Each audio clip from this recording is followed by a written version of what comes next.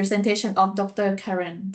And next we will hear the update from the global partner and the secretariats later. And with that, we'll conclude our meetings today. With that, to not waste the time, may I invite Dr. Karen Wang, the Chief of Space Application Sections of the UN ESCAP, to give the presentations, and we are looking forward and be such an honor to have you with us today. With that, I give the floor to you, Dr. Karen. Thank you, Kun Chanapong. Can you see my screen? Not yet, Doctor. Oh, yes, but it's not a presentation mode Yeah, yet. I do. Okay, it's a full screen now. Yeah. Yes, perfect. Thank you. Okay, thank you. I understand that even this is in US, it's midnight. So thank you for giving us this opportunity to introduce our development for implementation of this regional space plan action for 2030. As you are aware, ESCAP is a United Nations Economic and Social Commission for Asia Pacific. It has 53 members and 9 associate members. The territory covers from the Turkey to Pacific Island, Micronesia, from the Russian Federation to New Zealand. So this is, I think, our region, we have 60% of the population of the world. And also in terms of this space applications, we have several spacefaring countries like China, Japan, Korea, Russian Federation, and most of the countries are, they don't have any capacities in space applications. So that's why ESCAP is the only United Nations regional commission has space applications program since 1994, and also has this plan of action on space applications for 2030 adopted by our member states. We are the long-term cooperation partner of ATPC.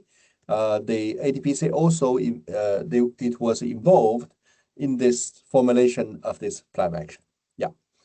So this plan of action has 188 actions, covers 6 thematic area, including the disaster reduction, natural resource management, social development, energy, connectivities, and climate change. So the aim of this plan of action is to enable the geospatial data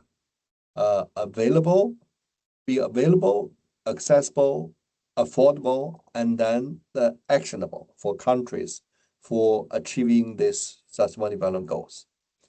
Up to now, we established one online dashboard.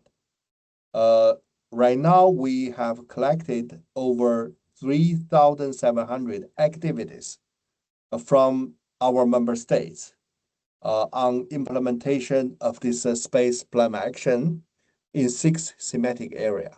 The most activities related to this disaster risk reduction and natural resource management. So every year we updated two times of this website with new input from this reported by the member countries and also collected by our secretariat. So in 2022, Indonesia hosts the 4th Ministerial Conference on Space Applications for Sustainable Development. So with the theme of Space Plus, that means to transcend the conventional applications of the space technologies with leveraging the innovative digital applications such as AI, IoT, cloud computing, and engaging the end users in multiple sectors, in particular the youth, and managing the data and information more effectively and enhancing the partnership. We also have this biannual publications on geospatial practice for sustainable development in Asia Pacific. So in November 2024, we launched at the Thailand Space Week the 2024 edition for geospatial practice in Northeast Asia, and East Asia. Because ESCAP, we have 5 sub-regions. The next edition for 2026 is for North and Central Asia. 2028 is for Pacific. So we are not working alone. We work with our cooperation partners, member states and cooperation partners, including ATPC and other regional organizations. We pay more attention on engaging the youth because in the last minute conference in Indonesia in 2022, member states asked us to engage and work with more young professional people to provide more opportunities for them and engage them to contribute to this space technology applications. So we work with universities, space agencies, international organizations, UN agencies, and regional research institute for several sessions, I think, for this youth forum on innovative applications of the geospatial information. So in addition, we work with our country to leverage this digital innovation and integrate the spatial temporal data to monitor the local SDG implementation and for decision making. This is one of the projects we conducted in Indonesia and Songkla to use this integrated geospatial and statistical data for slum monitoring, for health, and also for traffic, transportation plan and urban. Food security is priority and a big problem in Asia. So we work with our country in Lower Mekong River Basin, quite similar to the severe Mekong, on use of this geospatial information for resilient agriculture to integrate this, satellite data and ground data for monitoring this crops, mainly for rice in Laos, PDR, Cambodia, and Thailand. With the support of the Republic of Korea, we use their geostationary environmental spectrometer and environment and monitoring spectrometer to support 8 Asian countries to build a Pan-Asia partnership for geospatial air pollution information. So we integrated the satellite data and Pandora, because Pandora is developed by JPL of NASA. 17 Pandora instruments were installed in 7 countries by end of this year to integrate this space ground data for better monitoring of this air pollution. We also have this several countries in Central Asia. So we work with our regional experts to build this Central Asia drought information system. The first pilot project was successfully implemented in Kyrgyzstan. From 2025, we'll expand and also tailor the system for agricultural drought monitoring for Uzbekistan, for Tajikistan. So this is our activities in Central Asia. But we are facing some challenge. Like this, we understand that the new device will arise from whether the country have the capacity of this digital-driven innovation and apply them for decision-making and the development. So this is a new divide. How we can support our members and the associate members through the strengthened partnership to build the capacity of the country on digital innovation in this geospatial and space technology application. So that's why we work with a UN university on some, developing some tools for disaster hotspot mapping. Right now, we have the tools for flood hotspot mapping, and we are working on the wildfire hotspot mapping. In addition, we developed these online courses for this active and passive satellite data analysis using cloud computing for water and flood mapping, as well as the drought assessment by leveraging the Google Earth Engine. Recently, we launched this this online course on introduction to geospatial data analysis with ChatGPT and Google Earth Engine. So we are working on, we call it satellite GPT, SatGPT, to improve the accuracy and timeliness of this flood risk assessment, because flood is a severe disaster in Asia Pacific. For this assessment and the early warning through integration of a large language module into the geospatial data analysis. We already developed this one tools for our countries to test it. We organized one training 2 weeks ago in Indonesia to use this ChatGPT for one pilot country, Keran city, to research on the impact of the flood to economy, to food security, slum, that means the people and populations, and also for the water management. So the result is, it was really good. And then we are expanding on other pilot cities in Fiji, in Pacific, Fiji and Tonga, and Central Asia, Uzbekistan, and also in ASEAN, Thailand. So in 2022, Indonesia proposed, with the support of other countries, a virtual satellite constellation for disaster risk management. So this will develop a mechanism for sharing the satellite data, satellite images within the region to build the resilience for disaster hotspot mapping before the disasters. So that is, the post-disaster damage assessment. We have the space charter, we have EOSpider, we have a lot of the international mechanism. But before the flood, before the disaster, how we can make the better preparation with the integration of the satellite data and social economic data on ground. So the purpose of this virtual satellite constellation is to enhance the pre-disaster monitoring of the risk in high disaster and low risk country. So this is an Indonesia proposal. We get the support from many developing countries and spacefaring countries in the region.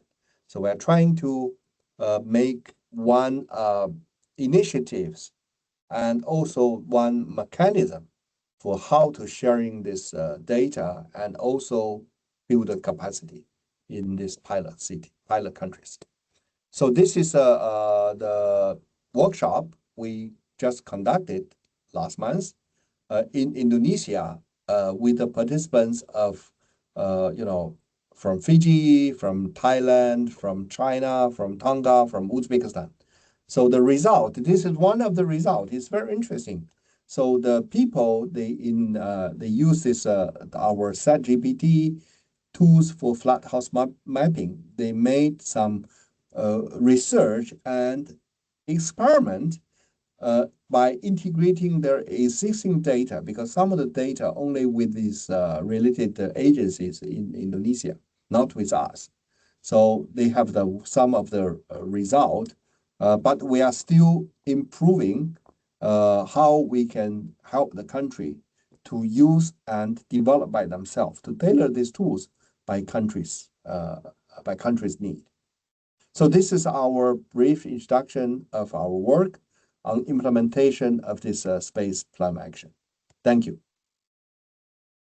Thank you so much, Dr. Karen. That's such a great presentation that I have seen so many like a very interest and very innovative applications that Dr. Karen and the team has been working and developed, especially also the about the LLMs that use the large language models and apply with the geospatial informations. Very keen to learn more from you, Dr. Karen. Perhaps I will discuss with Dr. Richie and to see that how can we also, maybe learn from you because within our program within ADPC, Dr. Karen, this part that you mentioned about the assessment is also very important further to make a decision or plan and before the disaster that we also need to work more, especially on the forecast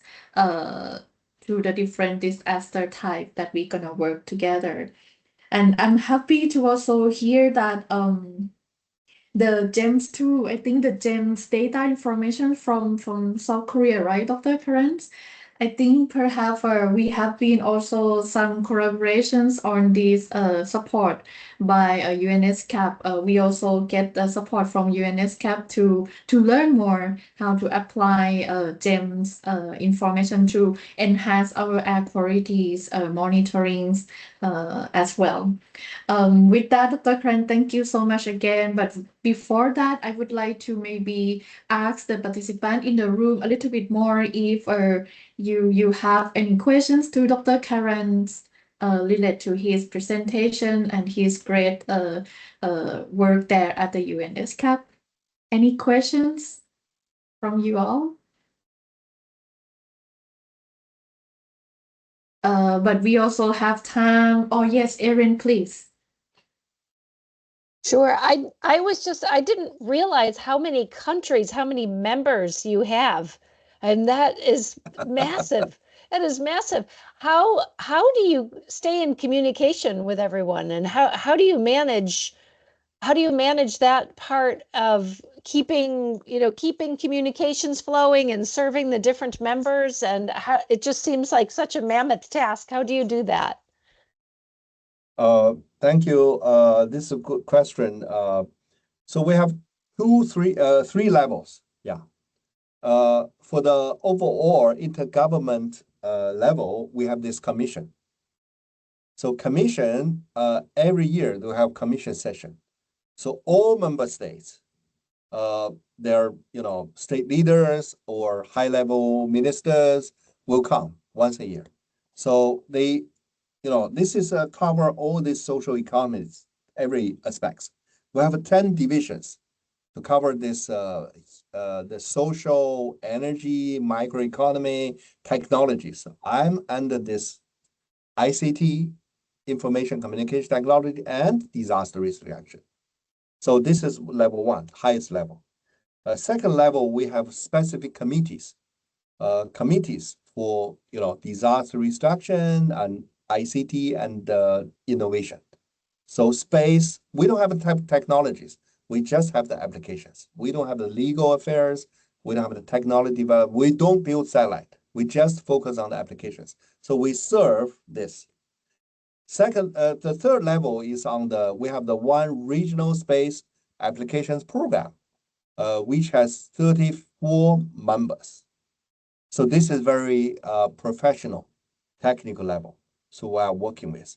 So through these three levels, we share our efforts and also this tools with our member states. But all this is demand driven. It's not by the secretariat, it's by the country. And then we talk to we play the role, it's like a bridge, right? We bridge this end users and service providers. So this is our roles. So this is that's why we have a very good result. Every 4 years, we have a minister conference to make decisions to leverage this emerging technology to satisfy, to match the demand of the use of the countries. Yeah, thank you. Thank you so much. That's really fascinating. Thank you. I appreciate your presentation. Yes. Thank you. With that, I think I see another hands raised up. Dr. Hussain, please.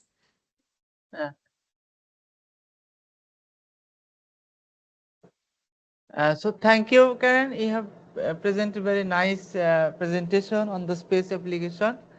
So in Bangladesh, basically we are still lagging behind application-based technology for flood forecasting purposes. So what I get a sense that this can be applied before flooding, like hotspot mapping Yes. and damage, expected damage analysis, something like that. Yeah, so as you have mentioned to online training program, so I will communicate with my colleagues to get enrollment for learning this. And also in future, I'm also looking to cooperate with you and your team. Maybe we can do some application in Bangladesh, because this year we have very severe flooding, particularly two regions. So we are struggling to improve our forecasting and upstream observation, like transboundary, some observation. So I think your presentation will help us to understand how best application can be applied better flood risk assessment and forecasting purposes. This is, thank you very much. Thank you. Sparso. Sparso is a close cooperation partners of ESCAP. So that's why I think, of course, we'll share this presentation with Erin and also our GPT. Many things you can try to access our website. We're quite open because space applications, everybody knows no one can deliver alone. We have to work together. So, and also today's word, in fact, Rishi was involved in the, he was an important member of this, formulating this plan action. He was our consultant several years ago to work with our team. So that's why we think today, the digital innovation really can make our work fly in every country. So that's why we try to introduce this large language module or GPT, because we think, if you talk to the prime minister about space, they say, oh, satellite. If you talk with the space agency, they say, oh, one more satellite. It's true, but it's not all. We hope to make this, the Google map, right? So the Google map, you use it, you just insert where you want to go, right? They gave you shortest way, fastest way, or cheapest way. You don't need to understand what is behind this. So we're trying to make things, everybody can use it easily. But now the digital innovation make this possible. So that's why we change, we say, okay, space plus to go beyond the traditional application of space technology. So we hope to, I think we are ready to contribute and work with our member states, with also EOTEC, with everybody. We're quite open. We open everything we have. We have a plan. So we hope we can go together. Yeah, thank you. Thank you so much, Dr. Keran. And I would like to echo your thoughts a while ago about the remote sensing information somehow perhaps couldn't reach to the people because maybe they don't understand. And these ChatGPTs or LLMs innovation technology could perhaps help them to digest the information and understand a little bit better. Actually, our ongoing activity is to really consider these social inclusions, to translate these scientific information, Dr. Keran, to the vulnerable people. Perhaps I think we can learn from you more later on, Dr. Keran, on this innovation. We work together. We learn each other. We work together. Yes. Yeah. So with that, I see another hand. Ryan, please. Thank you very much. Thank you, Mr. Wang. Thank you for the impressive presentation. I hopefully I will contact William, and I think we can work together for that, because now just for information and update that no flood products are using SAR and optical analysis for flood monitoring. So many satellites we use, such as from Himawari, KMA, especially for meteorological satellite, and also from NOAA. So I think, yeah, we can work together, Mr. Wong. We want to support you. Also, I think eventually in Indonesia, my agency BMKG also have been developing impact-based forecast. That one WMO initiative for early warning for all, and we work with the National Disaster Management, or BNPB, the team, and I think this is will give outstanding output for the stakeholders and people. So because like you said before, people cannot directly interpret the product from the satellite, so we have to bring our product that maybe make them easy to use. So in Indonesia, we work with the risk, hazard, resilience, and also about the natural disaster. So thank you very much. Maybe we can keep in touch, and I will contact the William for this. Yeah. Very good. Thank you for your work. Thank you very much. Thank you, thank you. The BMKG and the BMPP attended that training in Jakarta at BRAIN headquarters. So we hope to continue, because integration with this local ground data is important. Only satellite images will not tell you everything, but with ground data, how many people in the affected area, how many economies, women, children, old people, disabled people. So that is important. So we want to do this, but now technology